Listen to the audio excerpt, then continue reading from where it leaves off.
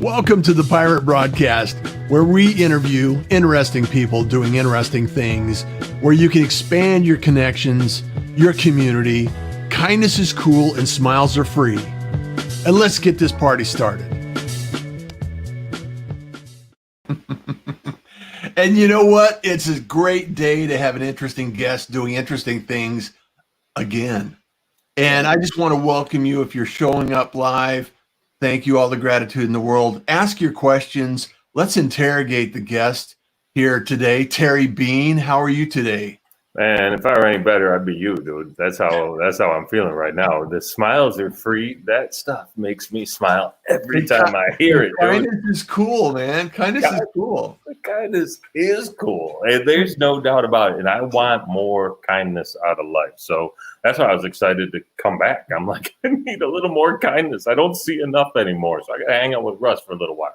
Yeah, no kidding. Thank you so much for being here. We went back and forth, and I've got over 200 episodes now, and we just keep rolling this out. And I really think that there's, we were talking before the show about how things are evolving and things are moving forward. I think really what we need to be embracing is the resiliency of change and how that moves out. And it's like, what we know is happening right now is not necessarily what's going to happen forever.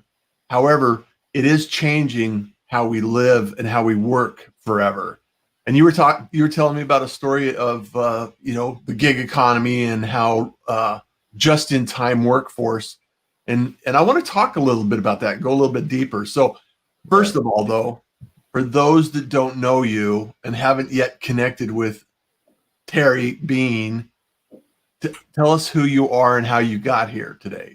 Yeah, Mr. Pirate, indeed. You know what? I wanted to test taking my phone and doing this from my ship, right? Because I have a ship right over there. I mean, it's a pontoon, but for all intents and purposes, it's a ship now. It's a ship. It's a ship. It's a vessel. Damn it. So next time, right? I'll be on the ship. That would be awesome. That would be fantastic. I'd love that. Look, I think this might be the first time. So I got here. It's been a long, strange trip, man. I started doing business networking in '95. So, and I was 25 years old, maybe 24 years old, somewhere in there, and got into it quick and easy, and it made sense, and I loved it. And I was a much better networker than a salesperson, much to my company's chagrin. So when LinkedIn opened up around 2004, they opened in 2003, but I got on it in 2004. Uh-huh. And because of that, I got on Facebook in 2006 and Twitter in 2008. And now I was a social media guy, which is weird because I'm not really a social media guy. I'm a connector. I'm a communicator, right? I'm a bit of a promoter, but I'm ultimately a little helper monkey. And so those things kind of aligned well in this new economy that we're moving into, right? When people start talking about servant leadership, that's at my heart. When they start talking about, how do you make an impact and leave a legacy? Those are things that I've been thinking about for years. What's your purpose? I was talking about that stuff in 2009, right? So like, I wouldn't call me a thought leader, but other people have said that, I would just tell you, I'm just. Well, you're an early adopter. It's one of those things that you see something in the vision of the future, and you just kind of gravitate toward you because you think, hey, I think this is going to work. This fits my style, right? Well, to hit on your earlier point, like I've known forever that change is inevitable. Right. So to sit there and dig your heels in and kick and scratch and claw made no sense to me, man. It's the adaptability that allows the species to survive. Yeah. And being resilient and flexible in what you're looking at to accomplish is, I think, equally important because, we're seeing it right now in this day and age. I've been promoting the idea that you are the media.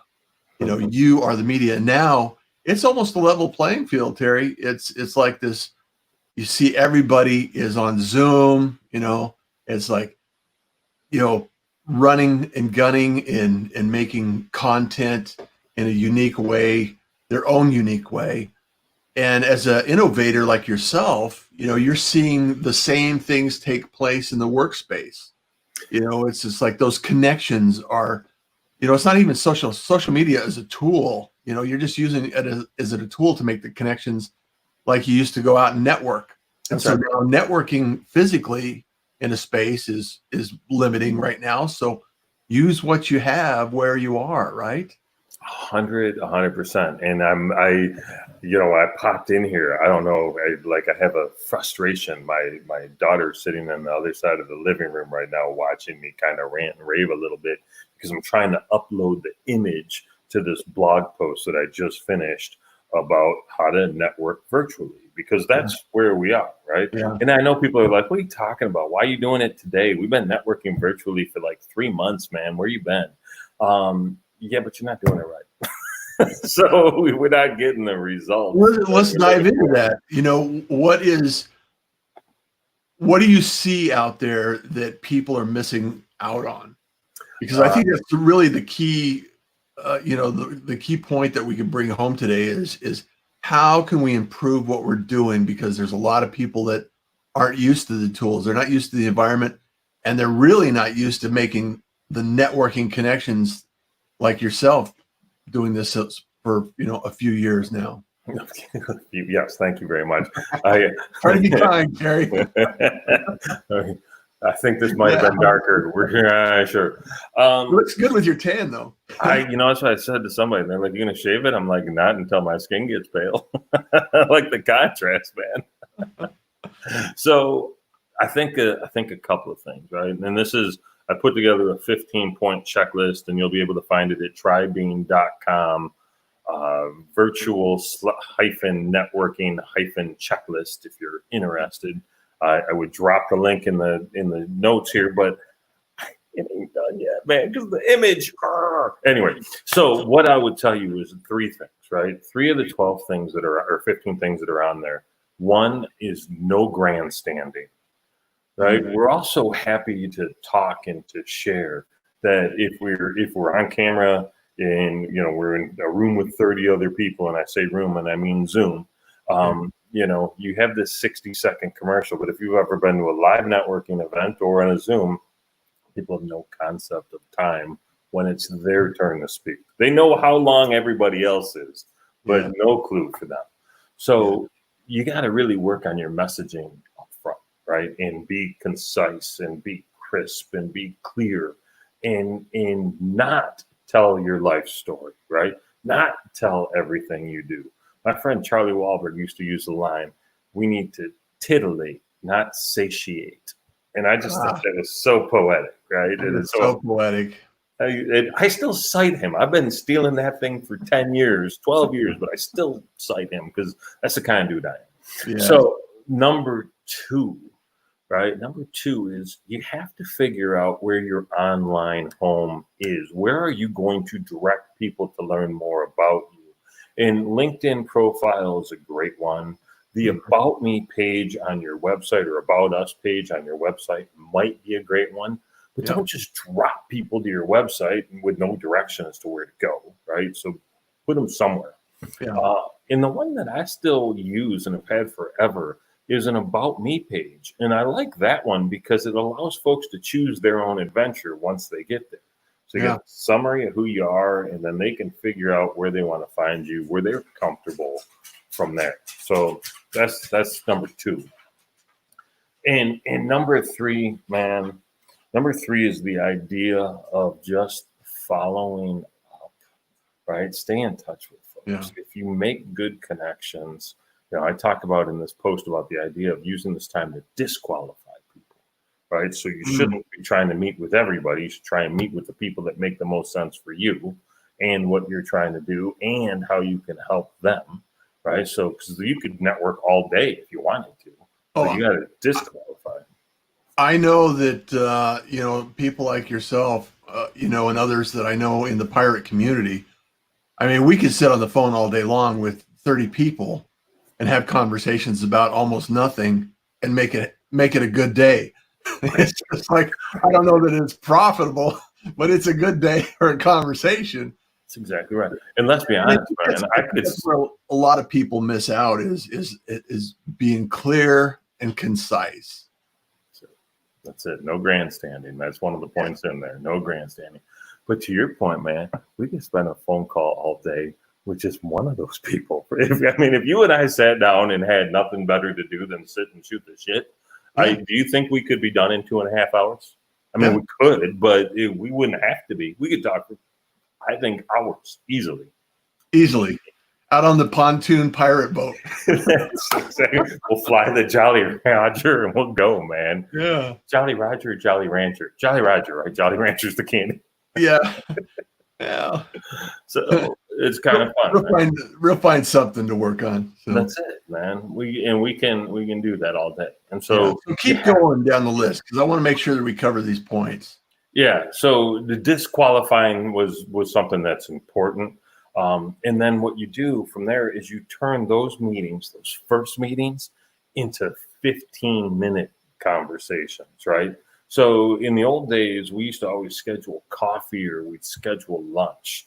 And that should never be the first meeting. The first meeting should be a quick phone call or maybe a quick Zoom now, where if we want to have coffee, you have your mug, your favorite mug in your living room or wherever you set up, and I have my mug in mine, right? And we talk for a few minutes and determine whether or not it makes more sense.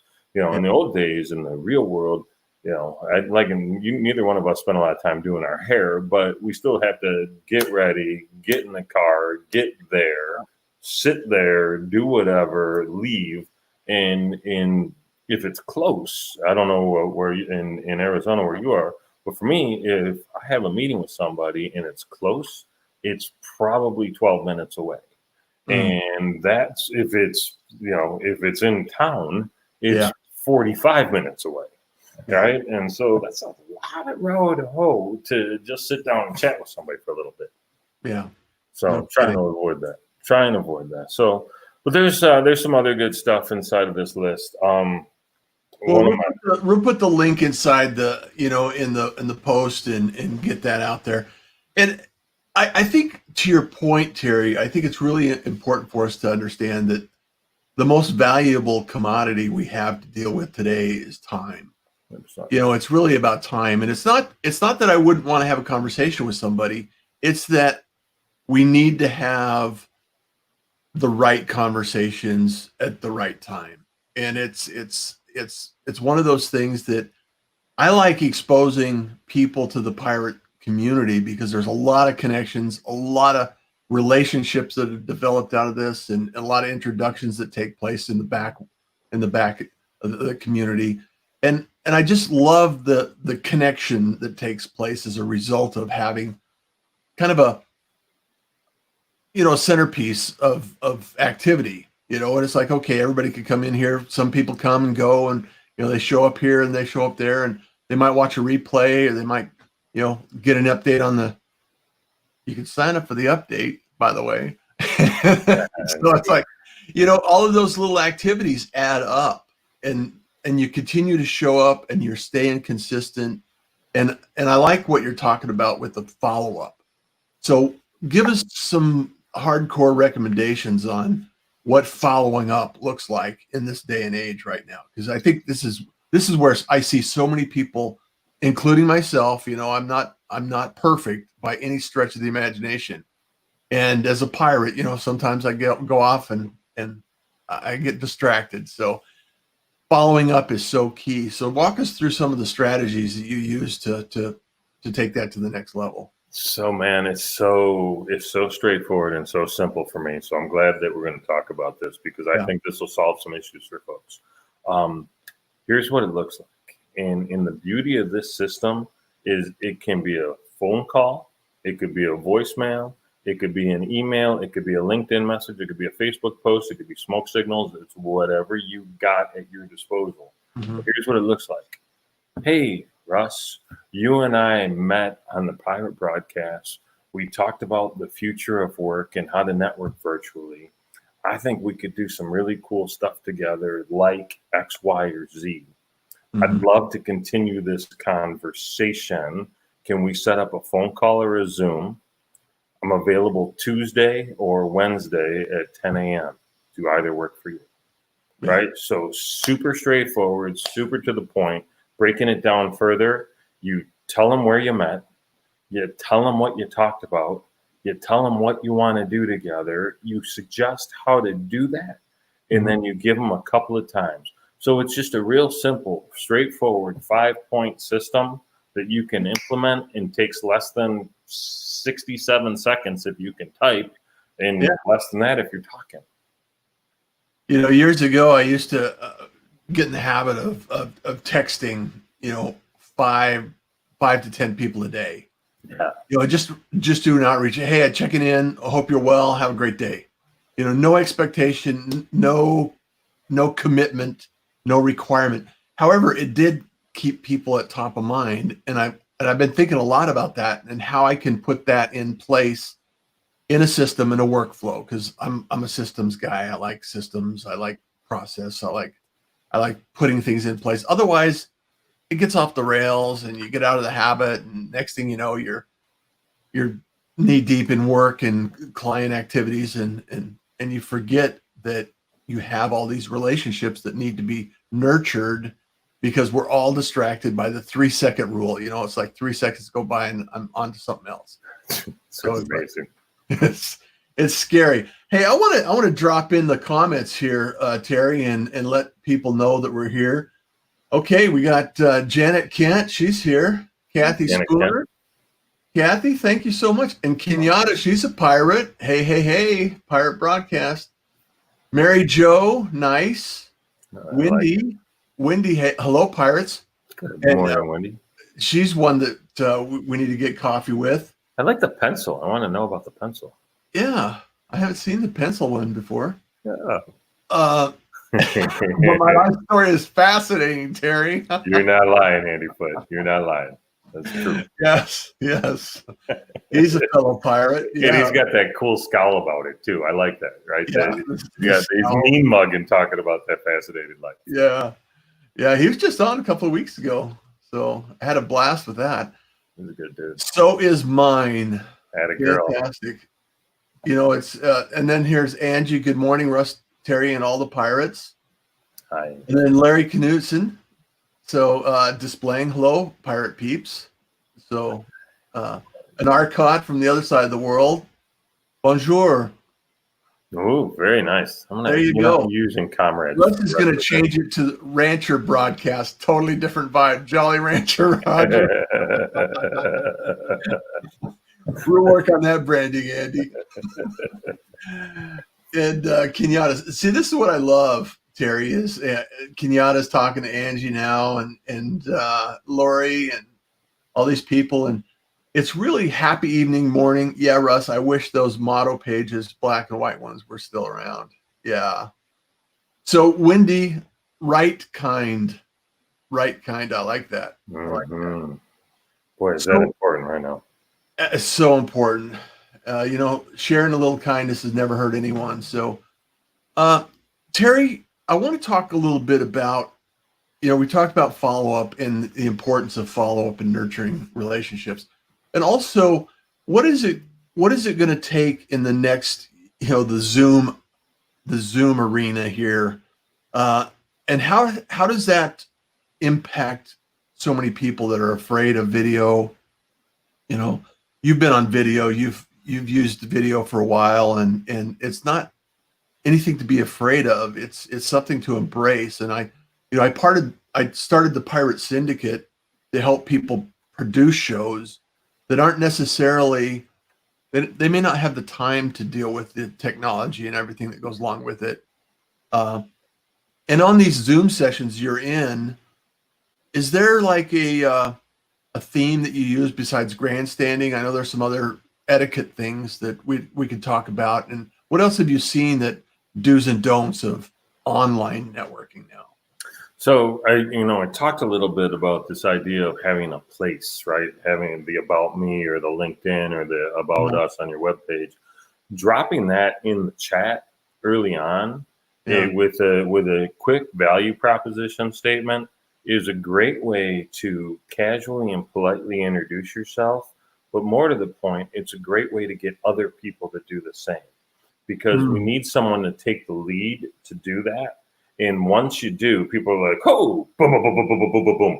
And now you have an idea of really who's here, right? It's one thing to be able to look at someone's face and look at somebody's name. But if I can dig in a little bit deeper, right? If I can understand who you think you are or who you want me to think you are, because that's really what our LinkedIn profile is, then I think there's some value there. I think there's some opportunity. So the idea of putting that stuff out early is very, very helpful. Fantastic. A lot of people, there's two camps I see. People that connect with only people they know or met, which is a little bit challenging now, and they really build deep relationships with everybody in their community. And someone like myself, that I connect with everyone because I'm curious about what other people are doing, how they got there. And it's to me, it's an interesting story, and obviously, there's good with bad. And some people, the first thing you see is, you connect with them, and the next message you see 2 seconds later is the, buy my stuff message. And it's like, that's right. I want to create a PSA, public service announcement, to send to those individuals that are special. Yeah. So the closed networker versus the open networker, right? It's the quality versus quantity argument, right? Which way do you go? I'm like you, man. I'm a firm believer that new opportunities come from new connections, and sometimes require new connections, right? Yeah. And new connections lead to new opportunities. So I'll never be a closed networker, but I put myself in a position where someone on LinkedIn reaches out and says they want to be introduced to someone else on LinkedIn. And I'm like, I don't know either one of you at all, right? We've exchanged 2 sentences. So, but I'm a bridge, man. I'm not a stop sign. Yeah. So I'm going to forward that introduction as best I can. Hey, based on what they say about themselves and based on what I read about you, maybe you two should figure it out. I'm not the guy that's going to be like, I'm not introducing you to him. Well, why would I? I can't stop that. If you thought it was worth the introduction, I'm going to help facilitate. Yeah. So, but that's a great analogy. Be the bridge, not the stop sign. So. That's it, man. That's what this should be about, right? There's so much for all of us to do, right? And so if you can't enlist other people to assist you once in a while, you're going to not be able to complete whatever your mission is. Well, that's what I always tell people. You can't run out of abundance, right? That's right. And you're only one conversation away from a new opportunity. So it's like, it happens so often. It's like, okay, I get excited about new opportunities, and sometimes it's like, I just need to say no. That's my biggest time management tool. No, that's like, if I could give you one piece of advice. No. Do you know Berta Garcia? Do you know Berta? I don't know that I do. It doesn't sound familiar. Oh, goodness. Okay, good. I can't wait to introduce you to. Yeah. They're going to hit it off famously. You can have a home and home show. She's super dope and cool. And I had a conversation with her for an hour on Friday. I met her through a mutual friend, Frank Agan, who I love dearly. Okay. Frank brought a group of his favorite connectors in a Zoom call recently, and I kept hearing Berta's name about how she just made all these fascinating introductions, right? And so we spoke for an hour on Friday, and she's like, I'm going to introduce you to this person. And I was like, okay, cool. I'm not going to do it today because it's Friday, and nobody cares about introductions on Friday, so I'll wait till Monday. And I was like, no worries. Monday shows up, I wake up, and starting at 5:20 in the morning, there's 7 or 8 different mutual introductions. She told me she was going to make one. She made 8 to a bunch of amazing people. I was like, oh, that's fantastic. That is fantastic. She's our kind of people, man. So I'm going to introduce the 2 of you, and you guys, like I said, home and home show is totally appropriate and in order. Oh yeah. And you know the Pirate Broadcast.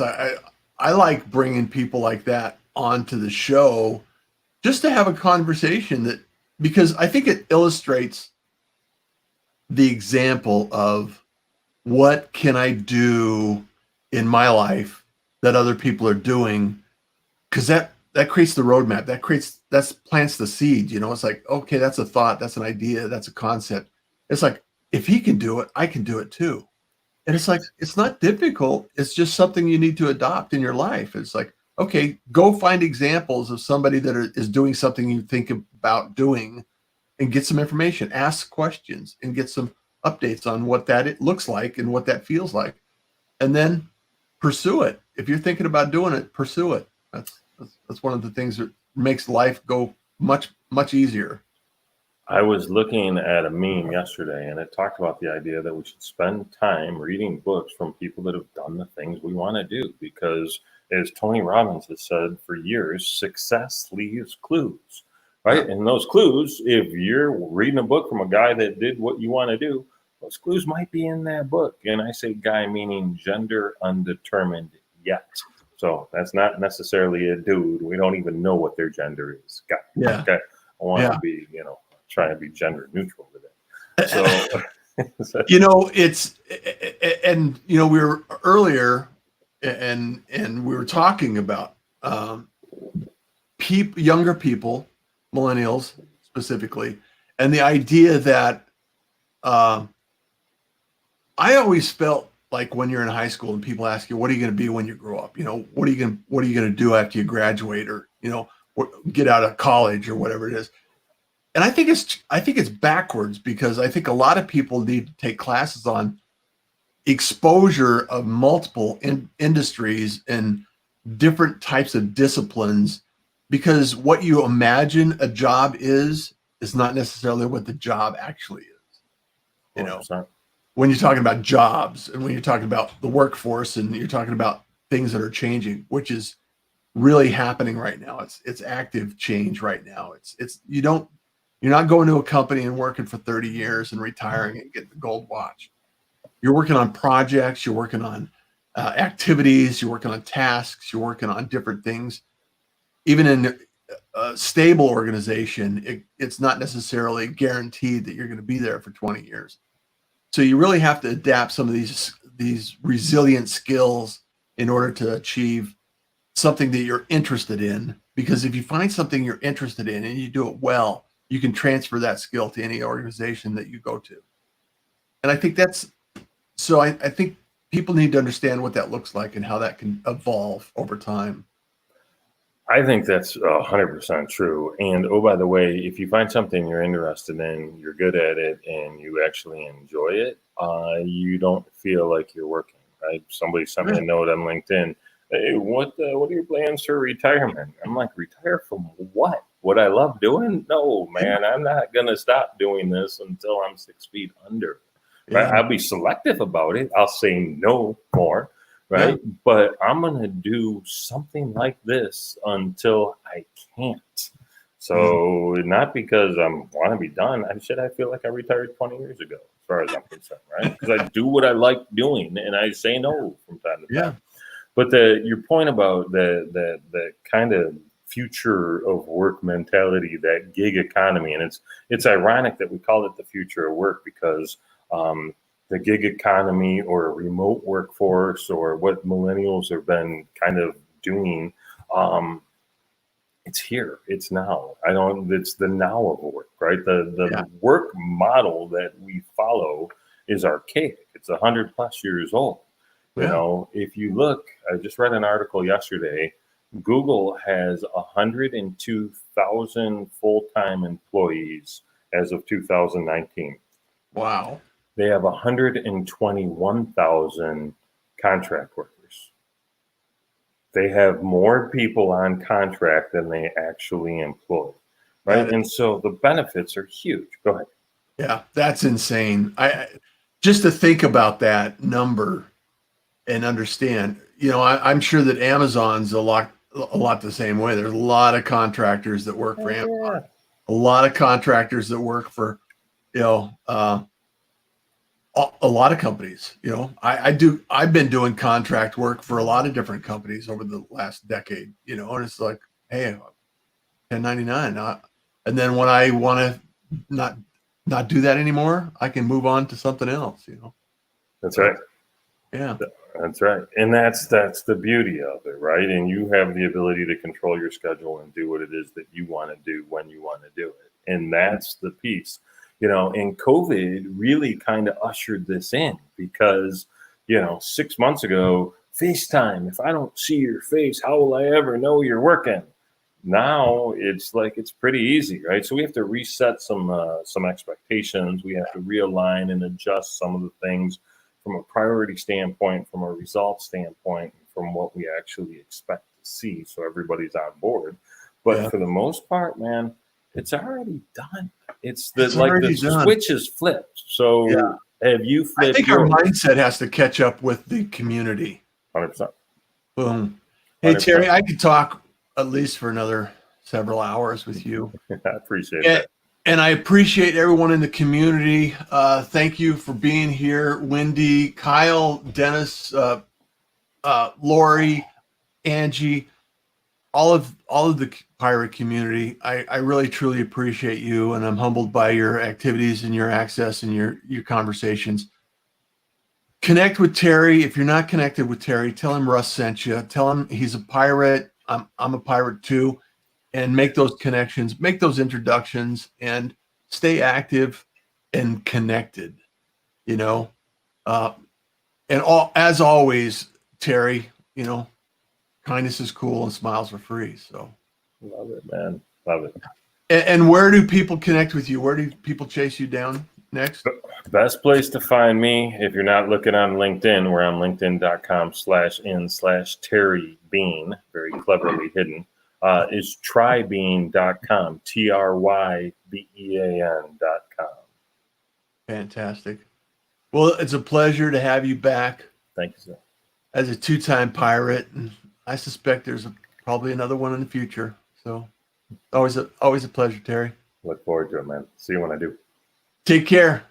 Kindness is cool. Smiles are free. And you enjoy the day.